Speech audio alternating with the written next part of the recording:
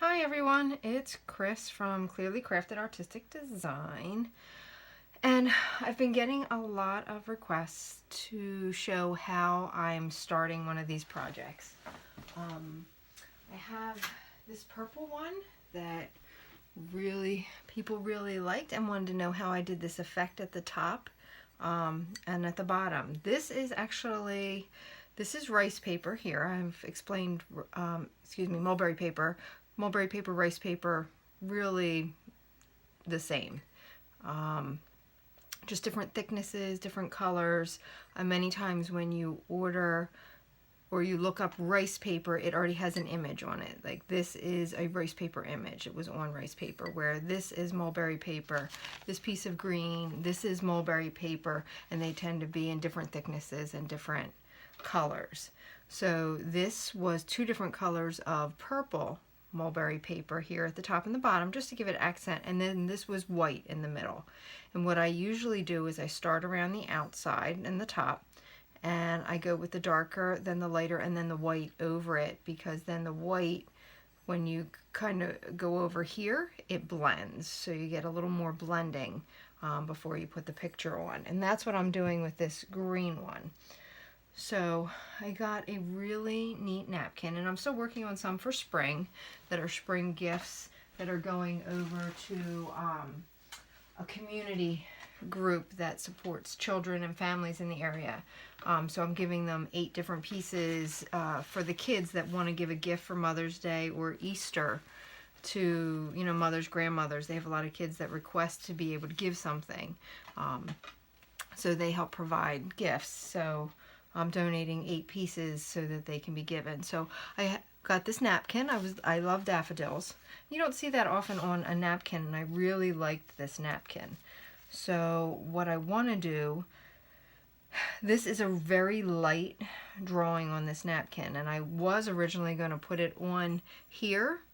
Now this one is a white mulberry paper, but it's almost a little more cream, and I can just tell that this design, when I take it off and it's one ply, is going to almost completely blend into the back of this, and I want it to stand out more. So I'm taking and doing a green border top and bottom, and then this will go, I like this piece of this napkin right there, that I will take out, and it'll go on the middle of this. So I think the green border with the white background is going to really make the yellow pop. So that's my goal. Whether it gets there or not, let's hope. It's always the planning stages. So I'm just going to show you how I'm applying this. So this was a square, like 8 by 11 piece of green mulberry paper, and you can see how it has the fibers running through it. This is probably about, probably 25 to 40 gram paper. It's a little stiffer. And then what I did was I pulled off all the edge pieces, and I'm going to put them around the edge, and I slightly overlap. It gives a nice pattern to it. This is the easiest part, and this is one of those things that you'll find is very satisfying. I just line it up. Just want to make sure you can see what I'm doing there. Line it up, smooth it down, and I do put the glue underneath. I'm a top and bottom glue kind of girl.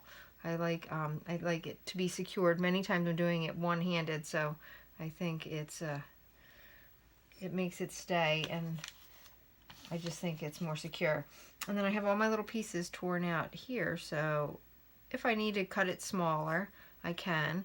So I'm just going to go around, and I know I'm probably going to go a little heavier on this top.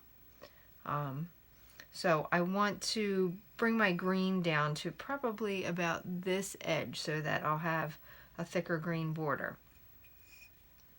So I'm just going to keep going around, and now I can use my torn pieces. Like I have all my straight edge pieces, so I'll save these other ones for the bottom, and I'll take some of these other just rounded pieces, and I like it to look arbitrary. See, that one's sticking on its own. So I'm going to just cover that up, and that overlapping pattern, when it dries, it gives it really nice feel, kind of flow, character. I don't like anything to look like it's machine made. I'd prefer it to be handcrafted. So I just go through and I pick out little pieces that I think are going to go where I want them to. Like this one has that cutout there, so I'm going to cover that so there's no hole. And I'm going to go over.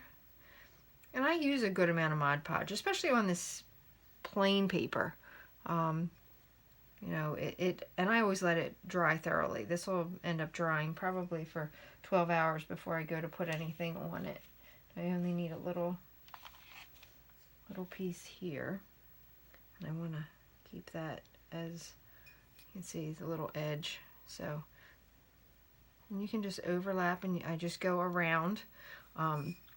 Then what I'll do is I will do the same here at the bottom. I'll use my straight edges, and here I can show you where I'll start down here. It really doesn't matter. Like I'm going to take here, and I'll take one of my straight edge pieces, and I'll do it coming up from the bottom. You can see right there. Then this will end up getting green paint at the bottom anyway as the base, so it'll come up and blend. So there, and then I'll just go all the way around with that there. And then what I'll end up doing is taking, in this middle, I have this nice white paper, because I want white because that napkin is so delicate, the colors on it. So I have this really nice white paper. Now this is a big sheet. I got it from Eden's Creations on Facebook. Dee Ferry owns that company, and she's wonderful to work with. She's out of Ireland, and she has a great selection. And again, I've said I'm not sponsored by anybody. I just, you know, I tell you what I like to work with. This is huge, as you can see. This is a giant sheet. So I'll be able to use this for quite a few pieces, and the pattern in this and the fibers and everything are really nice. This is a really nice piece. So this should come out pretty with the napkin on it. What I'll do is I'm going to go back to finishing this, and I will show you when it's done. Thanks for watching.